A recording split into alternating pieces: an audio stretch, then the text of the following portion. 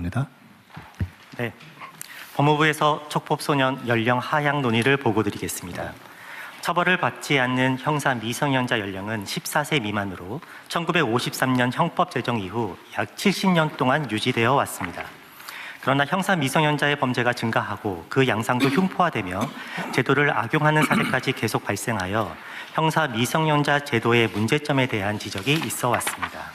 이에 22대 국회에서도 형사 미성년자 기준 연령을 하향하는 형법 및 소년법 개정안이 다수 발의된 상태입니다. 형사 미성년자 기준 연령 하향에 대해서는 찬반론이 첨예하게 대립하고 있습니다. 찬성하는 입장에서는 형법 제정 이후 소년의 정신적, 신체적 성숙도가 높아졌고 범죄가 흉포화됐다는 것을 근거로 주장하며 반대 입장에서는 형사 미성년자에 대해 소년법상 보호 처분이 가능하고 수용기관에서의 범죄 학습, 부정적 낙인 효과가 발생하는 점 등을 주장하고 있습니다. 해외 입법례는 7세 미만부터 16세 미만까지 다양하게 있는 상태입니다. 다음 페이지입니다.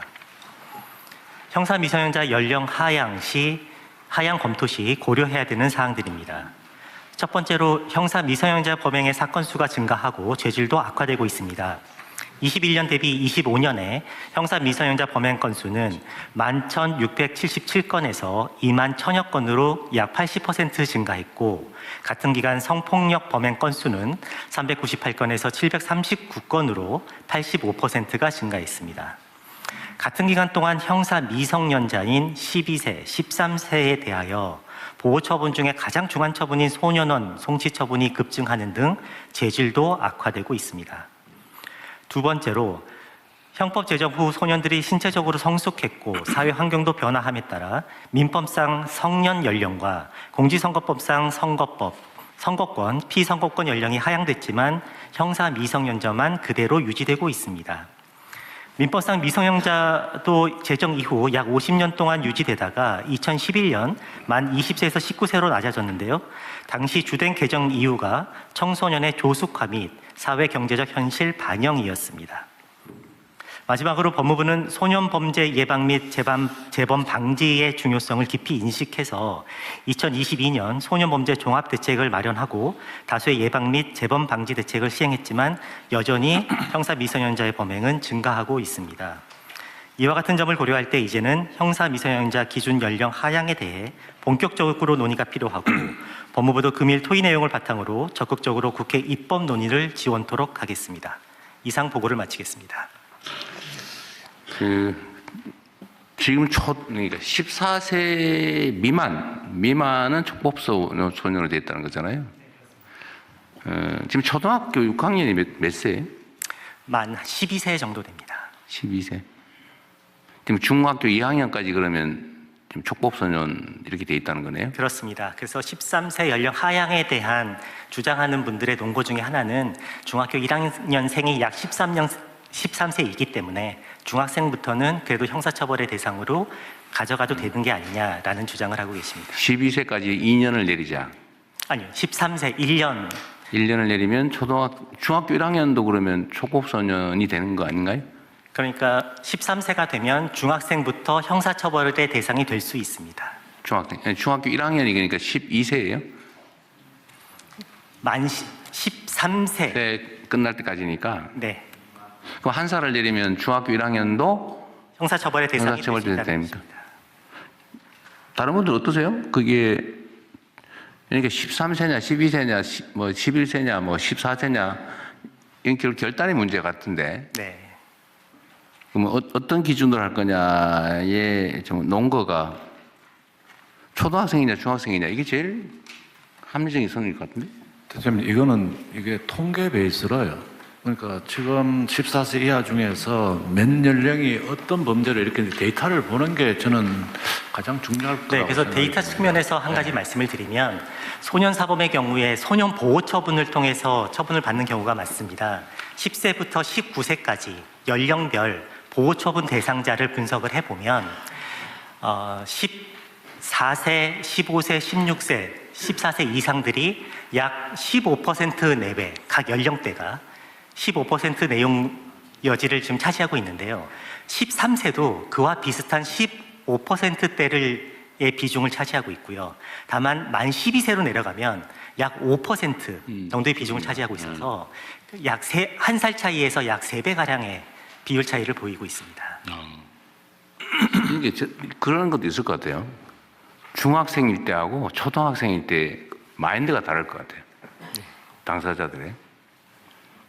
중학생이면 약간 뭔가 새로운 세계에 새로운 사람이 된 느낌이 들 수도 있죠. 환경도 다르죠. 마인드와 환경이 다르죠.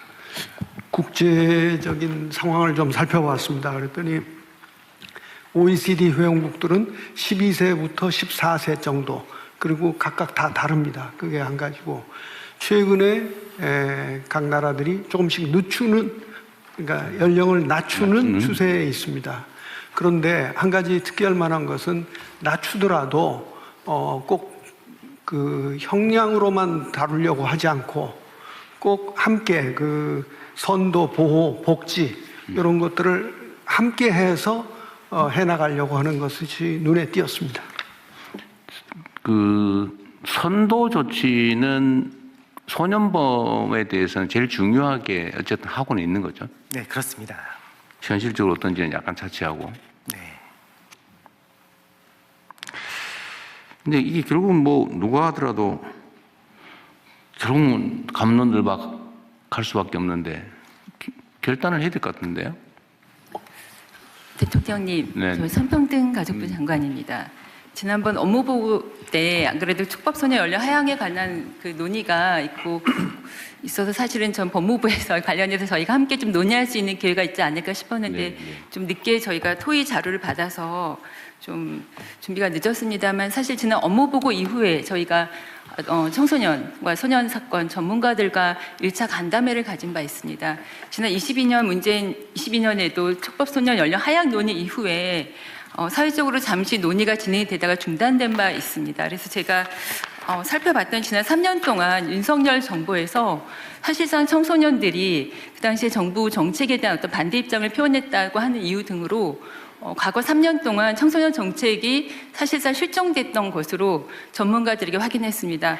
사실 성평등 가족부가 성평등 가족 청소년부로 이름을 개명하자는 안이 여러 건 발의될 정도로 저희가 청소년 정책에 대한 총괄 부처입니다. 그런데 촉법소년 연령 하향과 관련해서 저희가 그동안 적극적으로 대처하지 못했다는 점에 대해서 담당 부처장으로서 굉장히 죄송하다는 말씀을 드리고, 제가 최근에 관련 자료를 찾다 보니까 특히 소년 사건 관련해서 아이 실패는 사회 실패라고는 이야기가 있습니다. 저희가 과연 우리가 이 연령 하향 문제를 이 자리에서 결정함에 있어서 사회 실패를 인정하기 위해 과연 우리가 아이를 정말 우리 사회가 소년들에게 안전하고 행복한 사회라고 하는 비전을 보여줬는지, 먼저 우리가 최선을 다했는지 저희가 먼저 점검해 봐야 된다는 생각을 했습니다. 그래서 저는 이 하향 논의 오늘 토의 이후에 한 상반기에